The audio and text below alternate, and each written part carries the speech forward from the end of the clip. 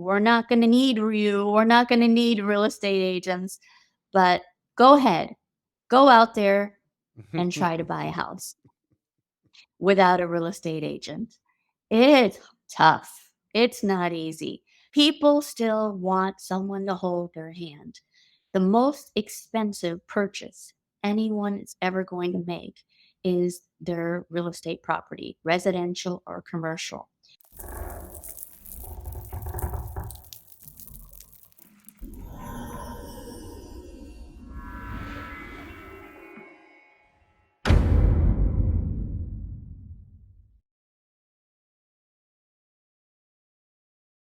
Hey, welcome back to the Real Estate Excellence Podcast. Today, I bring you a superstar from the South Florida market. She was president of the Miami Association of Realtors in 2012. She has over 30 years experience in real estate. One of her most famous clients was Michael Jackson. She has been a director with NAR and Florida Realtors. As a speaker, she has traveled internationally and presented at the Paris Real Estate Expo. Her influence in South Florida market expanded internationally while traveling with former Governor Jeb Bush to South America. Her book with Brian Tracy, Ultimate Success Guide, is a bestseller. She has a passion to fight human trafficking and created Sisters of Vengeance by teaming up with director George Luis Monteiro for a short movie that launched last spring. We will only scratch the surface as she has a long list of things, and I really recommend everyone to get on her social media and really dig in there because she is an amazing person, amazing human. She is the CEO of Premier Elite Realty. Let's welcome Patricia Delinois to the show. Thank you so much for that intro. Oh, I appreciate you coming on. I mean, just reading your bio, Patricia, I mean, the things you've involved, I don't know how you have enough time in the day. Don't either.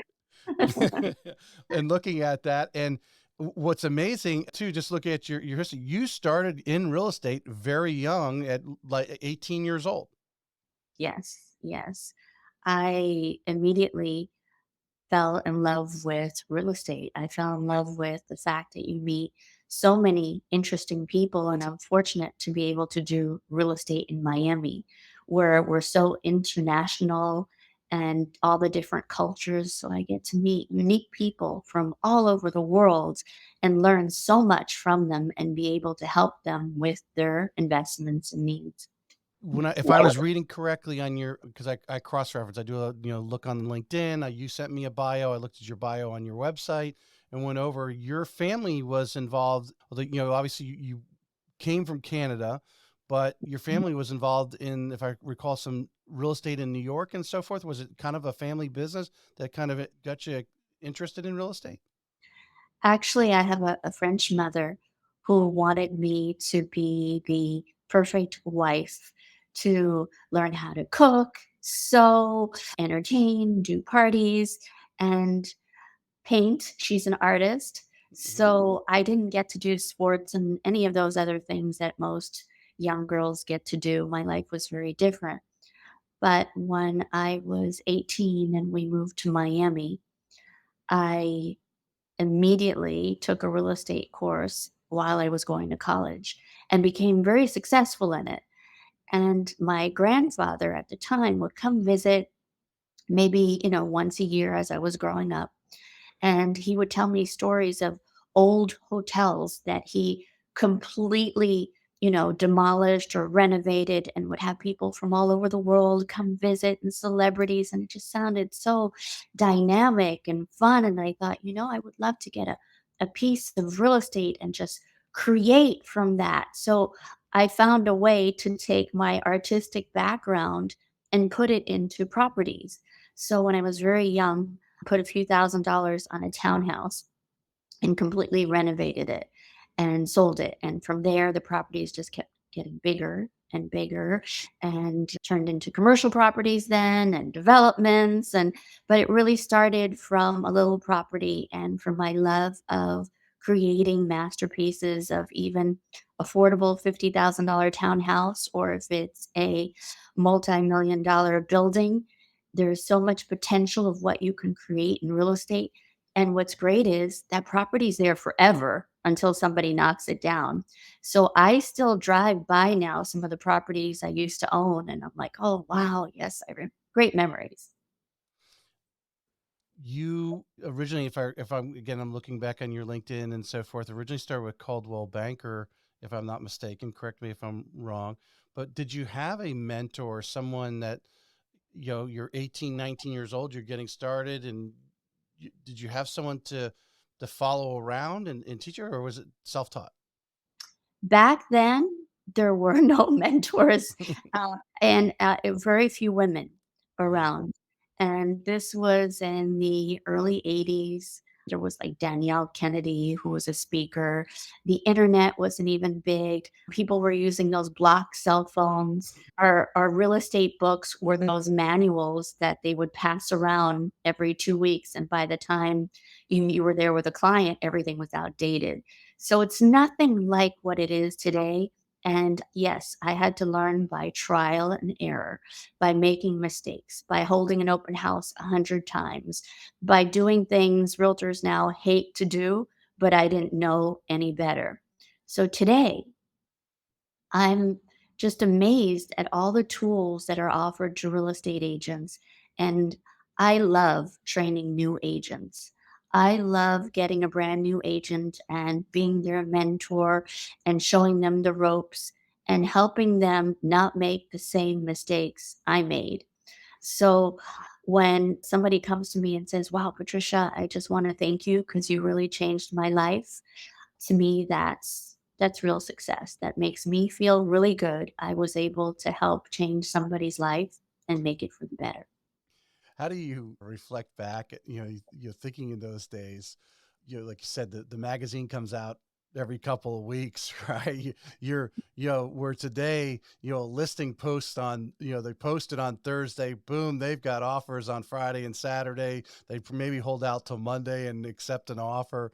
And, I don't, with South Florida, I know here in Northeast Florida, houses that are priced right, they're gone, again, with a good weekend if they're properly presented there versus back then. I mean, just because of the time of the snail of, the magazines and getting the word out.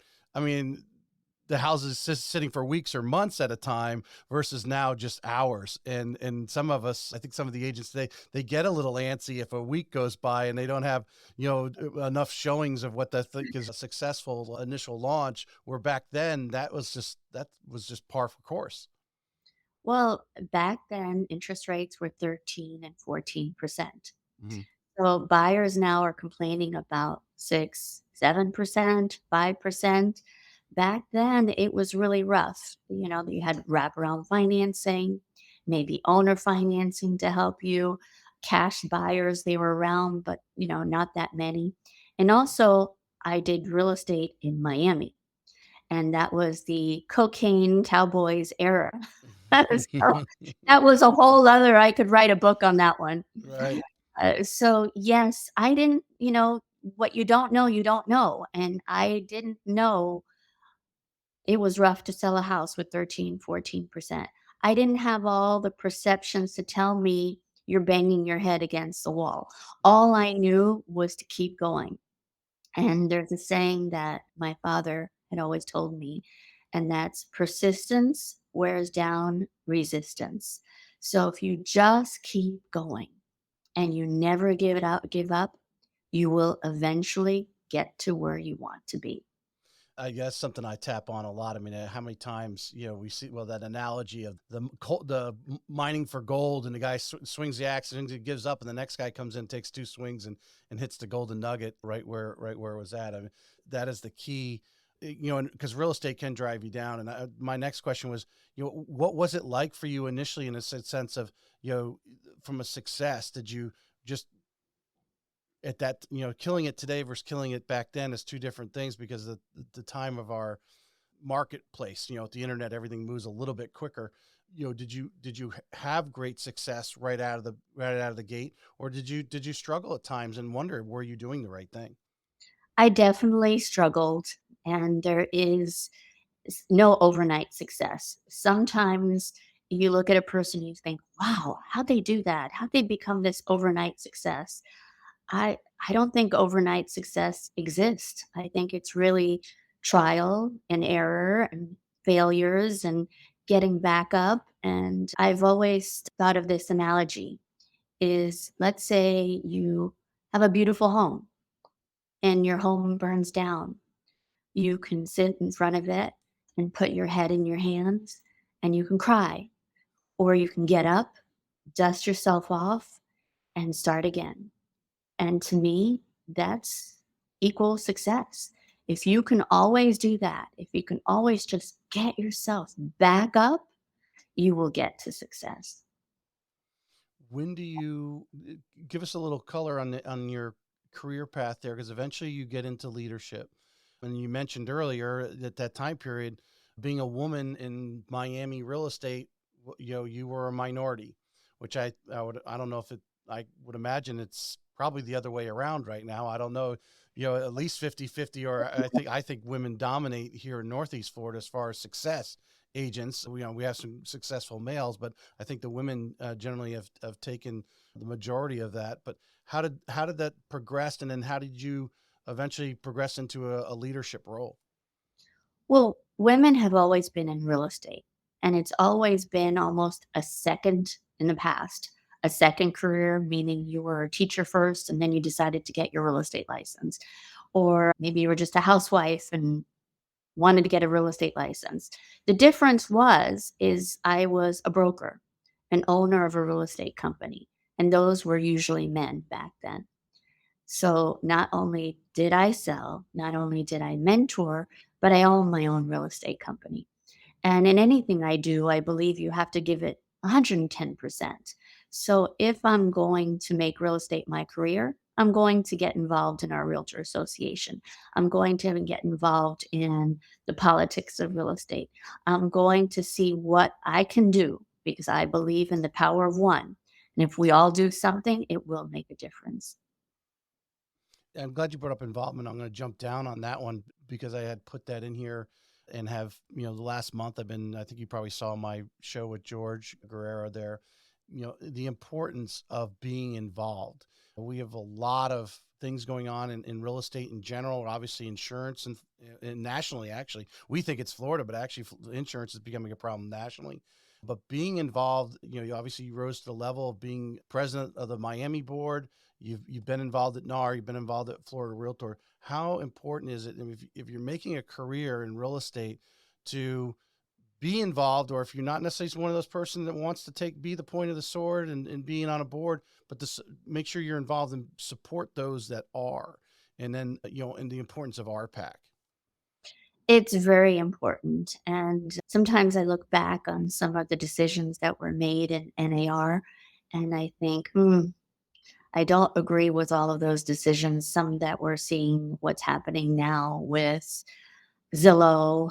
And, anyways, that could be a whole other book subject, and what's happening with commissions and everything. And it really was because of whoever was president at the time and let it happen and gave Uh, away The rights. well, the importance putting your thoughts out there in impacting those people. I think I'm sure Patty Ketchum. Patty, when I interviewed her the very first time, she said really for a number of years, her analogy was she did not cast a shadow in the doors at the local board. And she missed out on a lot of relationships. Of course, I think she's made up for that over the years. But Mhm. the importance of going and being involved, knowing what's going on, and again as a leader, especially right now, I imagine there's scuttlebutt, water cooler talk in your office amongst others about the NAR lawsuit and how that might affect our business, real estate agents as and how they do their business. But the importance of being involved and being in the know on those things, especially if you're going to be in leadership. Right, right. In a way, a lot of it I think is going to be the same because people need realtors. People need service. The internet can only do so much. And actually, with MLS, it really has always been that there's never been any set commission. You could pay the co op broker $1 if you wanted to. That's always how it has been in the past. But if you reward the co op brokers, you will get more people to see your property. And I think sellers will recognize the benefit of not just paying a listing broker, but paying a co op broker. And in the end, it comes out of the HUD. You know, it's all still part of the sale. Imagine you probably addressed this with your agents at, sales meetings or something, or gotten word out. What are you directly saying to your team at Premier? What we do is we definitely operate as normal and we explain to a seller the benefit of cooperating with the co op brokers on the MLS and paying them a commission. And not only maybe paying them 2 or 3 or 4%, pay them more. I mean, we're actually willing to take less and give the co op broker more because the more exposure you have on your home, the faster it's going to sell. 100%. 100%. If you were speaking to a large group of the brokers out there, how often should you be expressing this? Because I think many people believe. I have agents in all the time that there's some that search out negativity and so forth. But I agree with you. I don't think it's going to change a whole lot. We just got to get better at what we do and expressing the as real estate agents, as loan officers, as I am, what value we bring and actually what we do, because there's so much that we do that is sight unseen in an office with a closed door and in a computer or whatever, that the our customers don't actually see. We need to be better at expressing the value that as agents that you're bringing to the table, whether you're on the buyer and seller side. I totally agree with you. It's all about education. And that's what I think NAR and our local associations should focus on Mhm. is showing the public our value, showing what we actually do for those commissions. With the current market condition here in Northeast Florida, just to give you an idea, I don't know what's going on in Miami. You can let me educate us there on what you're dealing with here in this market. Obviously, we don't have the price point of average price point probably you have down there, in a slightly smaller population, because this is kind of the last corner of Florida that, unless they want to go out in the panhandle. New construction is beating, all coming out with all these incentives. They're buying down rates and so forth. For your customers that do need financing, because I imagine some of your bigger deals are just cash, but we are seeing probably, I think it's close to 50% cash here too. People moving from up north, selling their homes there and coming to Northeast Florida for the schools and so forth. But my question is, based on 18 months ago when rates are 3%, or 24 months ago 3% or lower, to today's market, what are you teaching your general real estate agents on those? Those people do need, they're only got 5 or 10, 20% down. How are you coaching the sellers and prepping them to make that property more attractive? Are you coaching to do buy downs and so forth in that market, in your market? If obviously the seller has a lender that's willing to work with them and the buyer that has a lender that's willing to work with them. And I think we're going to see a lot more assumable and wraparound financing as we saw in the 80s. A lot of that is going to come back and be normal. But there really is what buyers have to understand. There won't ever be a perfect scenario. It's very hard to find that perfect property at the lowest price at the lowest interest rate. Right. If the interest rates go up, the prices of the properties are going to sell slower and there'll be more available and you have more opportunity. If you see the interest rates go down, there's going to be a mass of buyers at the same time. And we're going to see pretty much what we saw right after the pandemic, where everybody's trying to outbid the other and pay 100,000 more or sometimes 200,000 more, pay full price or make multiple offers and never get those properties. So there's no perfect scenario. But millionaires and billionaires have been made by real estate. It's still the best and safest investment you can make. So my advice is go out there, bite the bullet, buy the property you can afford with the down payment you can afford. I was actually, I posted it this morning on LinkedIn, a reel that I had a discussion with one of the local agents here. She herself is an investor. She flips homes. She's very good at that. Has a team, just has got it down. But one of the things we talked about is, if you're looking at an investment property right now, because the rates are a little higher, and if you need to get a loan on it, your cash flow maybe not be to your liking. Maybe you're just breaking even with the cost of the home right now because where interest rates are at. But would you agree? I mean, with the demand in housing, obviously, in Florida, but we're short housing nationally, especially extremely short and affordable housing everywhere. That if you do see a good deal, maybe you are just breaking even, but to enter in the market because of you're talking about the wealth, advantages of owning real estate. Yes, enter the market. Whatever price point, it will make a difference in the long run. Now, of course, Miami is a little bit of a more unique situation. I feel that we're like a baby city, a teenager about to sprout. And we have so much construction and developers coming here and billionaires coming right now at the moment, making Miami their home, and great tax incentives. And because these people are coming, the Jeff Bezos, the Ken Griffins, and making Miami their home and building these enormous office buildings to bring all their employees from where they were before in other states. These people are going to need housing. These people are going to they're going to be putting money into the economy and spending money, which will be helping Miami. So, yes, it probably is bringing up Miami prices, but Miami's growing. So, in the long run, the investment would be excellent. What is the market down there? The few times my wife's grandfather lived there, well, pretty much his Mhm. whole life, and visiting through Miami at that time, being in the neighborhood that he was in, and so forth. There's a lot of older areas that are ripe for flipping. Am I correct, or is that opportunities for investments to obviously find some of these homes and renovate them? Because obviously the location, you can't beat it there, but obviously I'm sure some of the houses are tear downs and they just rebuild a whole new home there. But are those opportunities there regularly in Miami?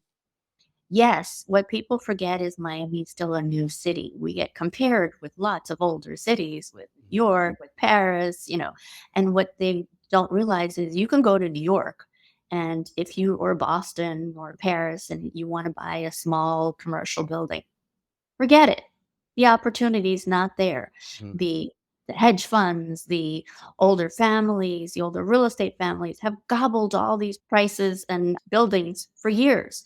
There's no fresh opportunity to enter into some of these investments. In Miami, there still is because we're still a baby city that's growing. So there are commercial opportunities, there are residential opportunities, there are knockdown opportunities, there's older neighborhoods that you can do fix up and flips. And it may not be the deals you could have gotten 3 years ago, but there is still opportunity. I'm going to change gears a little bit because I want to expand a little bit on your worldly influence that I'm reading about here. Because Premier, you do have you're and then correct me if I'm wrong. You have offices in Coral Gables, South Miami, Miami Beach, of course, but you have some sister offices in Dubai and Argentina. How did that come about? Well, we recruited real estate agents who had ties in other countries. For instance, we have one agent, her name is Miriam, and she just also opened a satellite office in Kuwait. We have agents all over the world that are going back and forth, living 6 months here and 6 months in another country. So we're a boutique agency of about 160 agents with all different languages. I myself, I speak French and Spanish, but we focus on the international influence. Not getting too deep into Argentina right now. Obviously, I know they got a new president, right? Right. That spoke at the UN. Just give us a little taste of either Dubai or Argentina, what it's like, or some of the differences in dealing real estate there versus the states. Well, we're working with, Argentina, Brazil, Colombia, France. And what people don't realize is here we have a transparent real estate market. And what that means is we've got an MLS. You can see all the different properties. And even in some states in the United States, it's not like this. So we have a very transparent association and MLS. In some of these countries, in Brazil, for example, you can put your house for sale and have 6 signs from 6 different real estate companies. We don't have the same exclusivities or rules that we work with. And sometimes we get foreigners from other countries looking for property here, Mhm. and they work with 5 or 6 different agents. And, we'll have an agent that says, "I thought you were my friend. I've been working with you. Right. Why are you working with 5 or 6 different agents? I can show you those same properties." But I remind our agents, you have to educate these buyers because they're coming from different countries where the rules are different. Mhm. They don't realize that you truly have a transparent MLS and you can truly show them every single property that's available for sale because it's really not that way in some other countries. Interesting. Title work and so forth, I would imagine is a little different too. Everything is different. For example, even in Paris, the city of lights, our favorite, most romantic city. So I remember when I was traveling with our Realtor Association and I was in Paris and I met one of the top agents there. And I said to her, I said, "Wow, you are so lucky you get to sell real estate in this beautiful city in Paris and properties just fly like that and sell so easily. You probably don't have to work hard at all." And she says, "Wow, no, Patricia, you've got it wrong. I would love to be in your shoes." And I'm, "Why?" And I said, "I don't understand. Why? You're here in Paris. What could be better?" Right. She said, "Well, they don't value the real estate agents as much. We're more considered paper pushers." I'm like, "What?" And she said, "Yes, we don't get the high splits you get in Miami because our properties sell so easily and are in such demand. Sellers don't even have to maybe list their property. And if they do, they go with the old brokerages who then pick the agents they want to use and give them much lower splits because they feel that there's not that much work involved." So it's almost the perfect real estate market, I think, and what I learned from her is not the super hot market where they don't really need a real estate agent. It's not the horrible market where everybody's losing their home in foreclosure. The perfect real estate market for a real estate agent is a balanced real estate market. And why? Because it gives you the opportunity for those agents who really want to work to get those listings, to really push and do those open houses and market those properties, and they will sell them. And because the sellers do need you. So I think we are now in Miami, Florida, in South Florida, a balanced market. That was my next question. Yeah, what with what's going on right now, you sound like you were describing today's marketplace, and that's what I'm hearing from the agents right now. I mean, they're obviously some finished this year well, others did not, and the battle for listings right now, as that same agent I was talking about, we did the little reel on investment properties. She says right now she's actually getting more calls for listings. So even though we're very short with inventory of existing homes, that we are seeing it creep up a little bit with the from the seller side for putting inventory out. Do you believe that we could, if the rates were to drop? I don't personally think they're going to. That's my personal opinion. I watch Bloomberg every morning and listen to them talk out of either side of their mouth about where rates are going. But if we were to see rates go to 5.875, we could be back into like 2021 where you are getting 20, 30 or more offers on a home. Right. Well, that's exactly what I explained would happen. Mm-hmm. So, if you're a savvy buyer, you want to get it. Look, even if you're in the stock market, you'll never get that perfect pinpoint. But if you do want to buy a property, now is the time. You don't want to wait till the rates have gone really low and you're fighting in a bidding war. Mhm. It's now, you know, rates are going to go down some time this year. So now the prices, while they're still not shooting up and there's not a bidding war, this is really the perfect time to make an Yeah. offer. You're still, I mean, even I'm sure you're seeing it, even in good priced quality homes, you're still seeing two, three, four, five offers right now, and you're battling it out, and that may triple or quadruple or more if rates drop, because there's so many I think are sitting on the sidelines. I'm sure you would agree.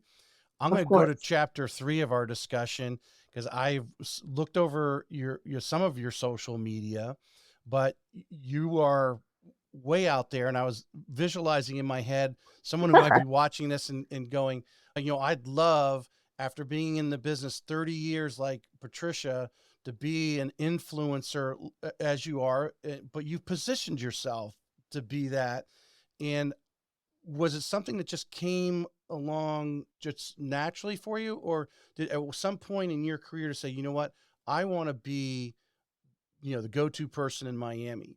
I want to, travel. I want to be called by the governor to go, speak at these, when did at that point did you start to do, or just the steps that you were taking kind of just led you that way? You know what I'm saying? And then obviously with social media came out, I mean, you have a huge social media following, taking realizing that as being a, the next thing to leverage to take you to another level. Right. And as I explained before, there is no overnight success. It's planting those seeds. And there are so many different areas that brought me networks and spheres of influence from those different areas. Meaning, we have an online real estate show, which is called Hot Life Miami, which helps us connect with businesses, local businesses, power players. I have a title company, referral company that I work with also, which brings a whole other area of influence. I work with foundations of writers. So I've been creating books like The Ultimate Success Guide with Brian Tracy.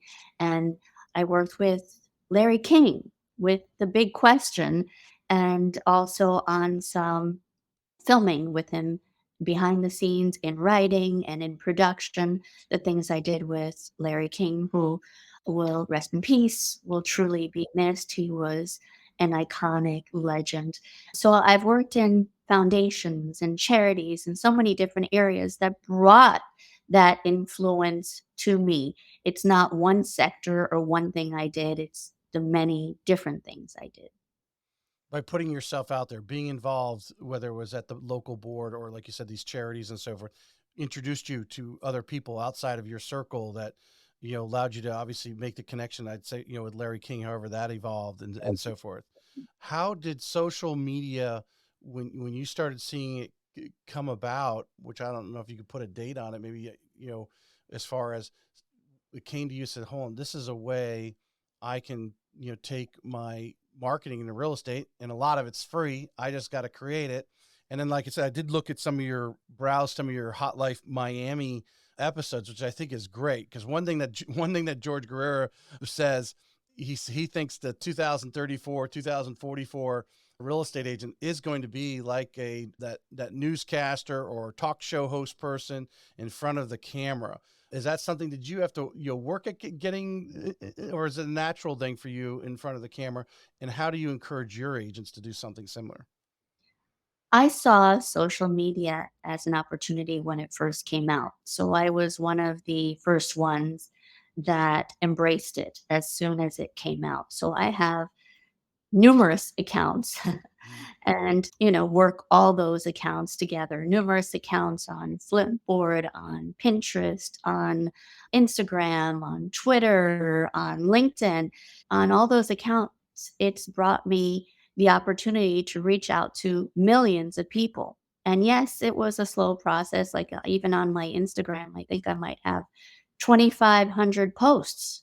So that's 2,500 days of actual posts, Mhm. not including the stories. So it's not something that happens overnight. It's something that you have to work at daily. And I do so many different things that I guess people are curious. and they want to see what's going on. And I believe in the 80-20 rule. So even though real estate is really what I do, people are also curious of what I do personally. Mhm. So maybe 20% of it is real estate and 80% is on the charities I work on the boards I'm on the projects I'm working on. So there's so much that you can bring in to bring in an audience of all different levels, which I think is very powerful. Because if you do get a message that you really want to make a difference on and you really want to get that attention, we are so blessed to have social media. It's free. So Mhm. we can make a difference. That's really the power of one right there.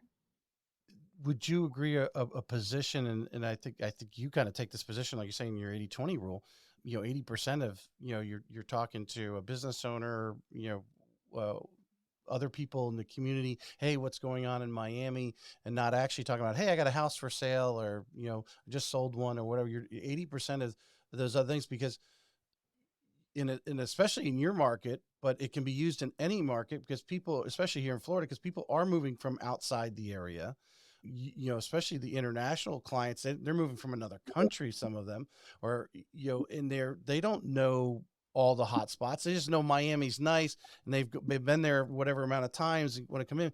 But you, as the local person on the ground, and basically, been there for 3 decades, you'll kind of know what's behind the scenes and these little things that are going on, these little gems that make Miami, awesome, to be the concierge, so to speak. And that, what your hot life Miami really is, like, you're just being a concierge, showing everybody all the little nooks and corners of the great things of Miami. Well, that's how Hot Life Miami was created.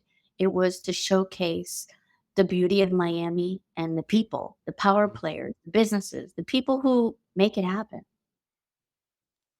How has that evolved? And I think one thing people discount when you become somewhat of an influencer, you are an influencer, but even just a partial influencer, by going around and highlighting some of these local restaurants, little hot spots, whatever it might be, you start connecting with some of these people on another level. You start creating a relationship, which then, I mean, you're the go-to lady. Hey, real estate, you got to call Patricia.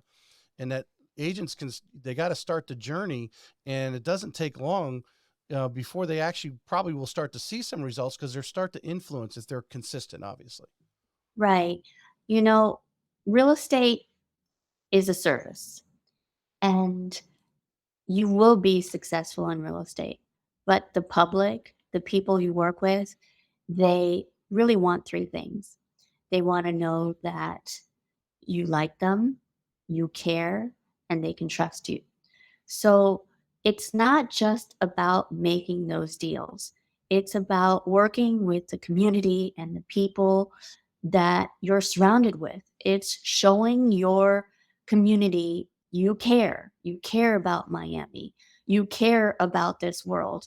And that's why, as a company, we have always supported. I was on the board and past president of Barton Ravlin for the Women's Cancer Association. I've been on, helped with Easter seals. I mean, so many different boards, causes, charities. And what I've been working with now, which is really, I'm very passionate about, and it's very close to my heart because it's now the number one global problem, not just here in Miami, around the world. And it seems that even since the pandemic, even since I've been working on it, it's only getting worse and more difficult. So I feel that, again, the power of one. If I can take my influence and if I can bring all of the people I know and the little power I have, but make it, more powerful with having everybody join and help. So when I was offered the opportunity by a director and he says, "Hey, I know how passionate you are about, helping human trafficking. Will you work with me on this short movie on human trafficking called Sisters of Vengeance?" And I said, of course, anything I can do to use my influence and help, I want to. So we did it and we filmed it, and it was finished in April of last year. And then we put it out to the film festivals. And to our surprise, it won over 31 official selections, nominations, and awards. I'm like, wow, people really do care. People really are watching. People really want to make a difference. Let's finish this movie. Let's make it a featured film and let's make it happen so that we not only bring awareness to our city and to the film festivals, but if we can help millions of children and young women around the world that are in this situation by just bringing awareness and letting people know what not to do and what to look for and how to be careful and show the criminals we're watching, that's huge. We can save millions of lives. So we are filming a very big, intense scenes on Ocean Drive on Fifth Street right by Lummus Park overlooking the ocean, doing a rally, which is in the film. So this is, if you want to call it a staged rally, and it's showing the people, it's part of the movie that are protesting against human trafficking. And then it's also showing a candlelight vigil where they will be holding obviously battery operated candles and singing Amazing Grace as they're posting photos of real life missing kids that are still missing on a wall singing Grace, and let's work together, let's find these children. And we're also going to be using in the movie is a few survivors of human trafficking. And there's all sorts of forms of human trafficking. There's sex trafficking, there's organ trafficking, there's labor trafficking. And we're going to include some of these survivors and also some of the people who have lost family members to this cause in this movie, just to take it one more level personally. Mm. So even though it's a fictional story and it's a dark comedy, and people have said, "Why in the world did you make this a dark comedy?" And our answer is because it works. The reason is not everybody's going to watch a documentary. Not everybody's going to watch a super serious movie on human trafficking. Right. But if you can get them to come and watch this and be entertained because people told them how good it was, they're going to get the message. They may laugh, they may cry, but they're going to get the message and they're going to understand and they're going to know what to do. So we've had people come and watch the short movie and leave, not leave feeling depressed, but leave being feeling hopeful, like there is maybe something we can do. And look, if we can do that and we can help save millions of lives, wow, it's huge. Many questions have gone through my head because we wanted to take the segment, which you transitioned nicely for me, into this subject. Sound of Freedom. Obviously, most people have heard. I have feared going to see it because I've listened to a lot of the interviews with the actor and then the special forces gentleman who I guess it's based around.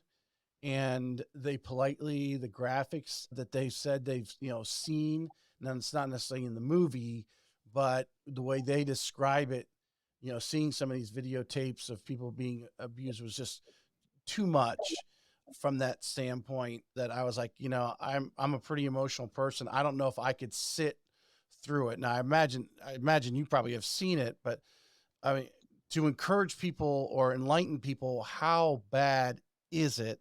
Because I think you and I would agree. I don't think people actually realize, and I can only say it's bad. Like you're saying it's bad, but I probably don't have an inkling of how bad it is. It's bad. Sound of Freedom, though, I'd highly recommend go see it. It's a great movie.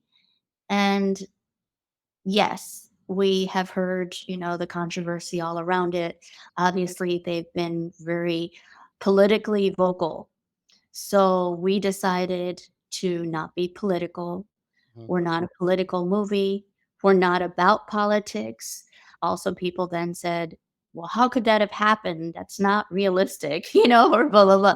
Well, we're taking the approach, ours is fiction. It's not a true story. It's a fictional story. It's just to bring you a message. And again, that's why we made it a dark comedy, and that's Mhm. why we made it more palatable so we can attract a wider audience, so we can get the message out, so we can have people in their 20s get it and like it, and we can have grandmas watch it also and like it.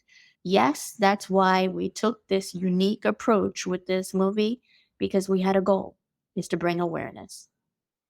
How can first of all, we want people to be aware. That's the bottom line thing. But how can just a common person who you know I know there's an issue here in Jacksonville from what I'm told. Now I don't I live in St. Augustine, so I'm about 30 miles south from where it's there's more supposedly where the hot spot of human trafficking issues are, but it's everywhere.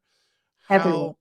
How can anyone help in any little way on a daily, monthly, yearly? What can someone do to help out? Because I think that's what are a lot of people are like frozen. Like, okay, we really know it's bad, but what can I do? Right. You be careful and you teach your children for the signs and to watch out. And yes, gone are those days where you can have your little kids playing outside on a bicycle and ball unattended. I did that when I was younger. I wouldn't recommend people do it nowadays. There was just something on social media recently. A mother went to a convenience store and she's walking outside, and her little kid is following behind her. And some guy who really doesn't look like a bad guy goes and grabs the kid. Luckily, there were people watching, and these people I call heroes. Hmm. These are people who are willing to step in and help someone they don't know. And they immediately went and tackled this guy and were able to apprehend him and save this child's life. So, if we can teach people, and this is part of what we do with the movie, and especially on the 19th, we're going to film a behind the scenes documentary and also have different people speak about their experiences and what happened to them. So they can teach young kids, young girls who really aren't aware about how easily they could get roofied or how many fake profiles are AI generated targeting young 12, 13, 14-year olds. Hey, you want to go to a party or come and meet me here? Right. Well, they're young, innocent kids and they don't know any better. And it's so easy to fall into these traps. Or the story that The Sound of Freedom showed, where, a modeling agency that looks really legit comes to a father and says, "Let me have your kids for an afternoon. You can come pick them up at 4 or 5 o'clock. Just drop them off." And of course, he goes to that place where he dropped them off. She reminded him, "Don't be late." So he was early Mhm. and he gets there, the father, to pick up his little daughter and his little son, and opens the door, and everybody's vanished and gone. So, can you imagine as a father, your heart is just pounding, saying, how could I be so stupid? But, this woman, she looked like a beauty queen and she looked Mhm. so legit and she looked so honest. And it was only an afternoon. It wasn't even the parents that send their kids away to another country. He brought them there for photos and etc. for the afternoon and picked them up, went to go pick them up early. And that was the story of Sound of Freedom, those missing kids that the father let go for just an afternoon, thinking they were going to be future stars. There was one of the interviews that I was watching them interview the Sound of Freedom guys, and he talked about evil in that people don't realize or comprehend. He had come to grasp with there's true evil out there, and the average person on a daily basis we don't see it, and we want to think everyone is good like we are, and think about, and watch someone else's kid, and we're like you're saying, those heroes, and run over there and intercept that because mom wasn't paying attention or whatever. There is people out there who are just truly dark evil, and we have to be vigilant to that. And that was something obviously I got from him. And I had never seen it. He was describing what he was seeing, and he just said that it was just evil. And we because we can't get the average person can't get their hands around that, and what that truly is. Oh, and it's hard to believe, but I've had friends personally have the boyfriend situation where you meet some handsome guy and you just fall in love with this guy. And my girlfriend from Panama had a similar situation. And when she moved here to Miami, met this handsome guy, and he was charming and sweet. And before you know it, he had the story of, I can't pay my bills. If you love me, you have to help me. Oh God. You're going to have to sleep with these guys. You're going to have to help me with this financial situation. And she was just a kid. She was Mhm. 17, 18, and she didn't know what to do in that kind of situation and had no place to go and Right. no family. And there's so many similar stories to her. Luckily, her story ended well. I moved to Miami shortly, and she came to live with me and my family. And she didn't tell me the story until years later. She was just too embarrassed. And she Mm. said, Patricia, you guys saved my life. You really don't even know. Wow.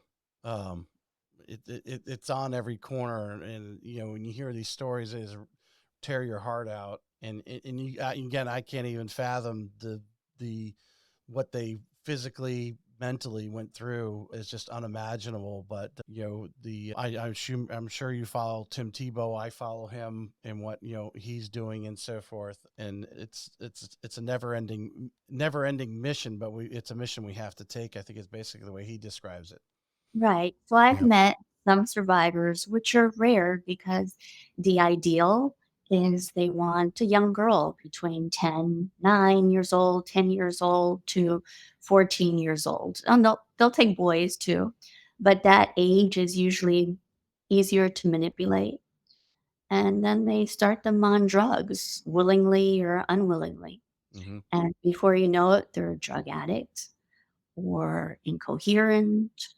They overdose. Usually their lifespan is maybe 7 years. They either die by overdose, accidental death, somebody kills them, they kill themselves. It's rough. I But want just one question, because they say the United States is one of the greatest consumers of this. Is it our laws? Is it our morality? Why do you think that is? it's happening all over the world, but you have Mm. to remember a lot of this is undocumented. So maybe there's more documentation in the United States and in some Okay. countries where, people are taking advantage of what's going around the world. There are criminals waiting right at the border for these young children just coming Mhm. out. In the Ukraine and Mexico, all over the world, there are situations. In India, and there are places that the countries or people are so poor, and if they have a family of 6 kids to feed, and they have to sacrifice one to feed the rest of the family, and if that child's willing to be sacrificed, that happens. Mm. So, anyways, on a more Yes. positive note, Yes. Well, it I wanted to have that talk. I was really curious, and obviously, it's wanted to know your involved, your feelings. I don't mind, because again, I don't think many people fully grasp it. I can fully grasp it. I know it's out there, but I think just everyone feels like, what can I do? Well, what you can do is we work with lots of different foundations, Mhm. and you can either get involved yourself if you don't have the money or give money. And, our website is sistersofvengeance.com. And somebody said to me, well, this is just a thriller. but you're missing the point. Mhm. It's a movie getting a message across to millions of people. And the reason it's made as a thriller and a comedy is, again, to get more people to watch. And Right. even though my passion's real estate and I love real estate and I love helping young people become successful in real estate, again, if at my funeral, they're not gonna be talking about the $10 million deal I did or the land lease in downtown Miami. Mhm. But if I can have people that I help families find their children or save millions of lives, to me, that's a successful day. To me, I can die happily knowing I made a difference in this world. 100%. We'll finish with a real estate question. Go uh, ahead. uh, what do you think of the future challenges in real estate? Well, we are told our challenge will be the internet, AI, and not needing real estate agents anymore. We've been told that for years Yes. that we're not going to need you. We're not going to need real estate agents. But go ahead, go out there and try to buy a house without a real estate agent. It's tough. It's not easy. People still want someone to hold their hand. The most expensive purchase anyone is ever going to make is their real estate property, residential or commercial. So if you're going to do that purchase of a residential or commercial property without an expert holding your hand throughout the process and count on online, I can't imagine that someone would do that. When you go to a dentist, you have a professional help you. When you're going to have surgery, you have a professional help you. So if you're going to make the most expensive purchase of your life, you better have the expert holding your hand throughout the process. No, I totally agree. I think it's a fallacy that our business can uh, either both sides really, on the lending side. Yeah, there's a lot of cookie cutter borrowers out there that have W-2 employment and they're putting whatever amount down, and you know it's a easy loan. Yeah, a computer probably could have done that one. But I mean, right now, I think any loan officer you talk to, we're giving, getting a lot of puzzle pieces and then trying to figure out what product is going to be best for them and then present it to them. I don't think a computer can actually, you know, do that and No, rationally talk to them the same way that no, real estate agent can handle the bumps in the roads from repairs to all the different things that you guys handle throughout a transaction. Even the most basic transactions, at the end, you only know they're basic. You don't know they're basic at the beginning because, as right. I'm sure you've experienced many times, you thought, oh, this is going to be an easy one. And all of a sudden, something like a repair or something comes up and throws it off its tracks, and you're negotiating and getting it back on the tracks. So I Yeah. totally agree with you. The human factor, we can go online and see stuff flash up in front of us, and people buy stuff that flashes in front of them on Facebook or Instagram with all the commercials. Imagine if those were properties flashing in front of you and you're trying to buy a house. It would just be a mess. You need the professional to weed it out. 100%. I Yeah. always recommend any purchase you're going to make, have a good attorney, have a good title company, Yep. have the expert in real estate, and have a lender that really knows what he or she is doing. And the reason is yeah, there can be those perfect transactions where nothing goes wrong. But when there's a problem, if you have those experts to guide you and help you find solutions, they're going to make it happen. Mhm. Actually, some of the experts are too good. You don't even realize it was a problem because they took care of Correct. it. Correct. Yeah, 100%. Patricia, I enjoyed having you on the show today, getting to know you. I mean, we could talk for hours about your Hours, career. yes. I hope anyone listening, to go on your social media, learn more about Patricia, and obviously, at Premier, are you generally hire experienced agent, or do you hire some green people right out of licensing? What are some of the agents that you're looking for there that you're recruiting? Obviously, we're not going to turn down experienced agents. Yes, Mhm, we have many experienced agents come work with us. I was just explaining that I love the fact to help new people because mhm. I didn't have that kind of expert or mentor help me when I first started out. So if I can help new agents get started out, I love that. You'd be an awesome mentor. Anyone in the Miami market that's looking to get into real estate, to just to have you on a speed dial to call up with your experiences of over 30 years would be priceless, or really. I'm And very open. I give everyone my cell. Call mhm, me 24/7. It's an emergency, whatever. 2 a.m., midnight, I'll pick up the phone. 100%. I appreciate you. Hope you have a super day, and your event on the 19th is a success. But thanks again. Thank you. All right. Bye bye.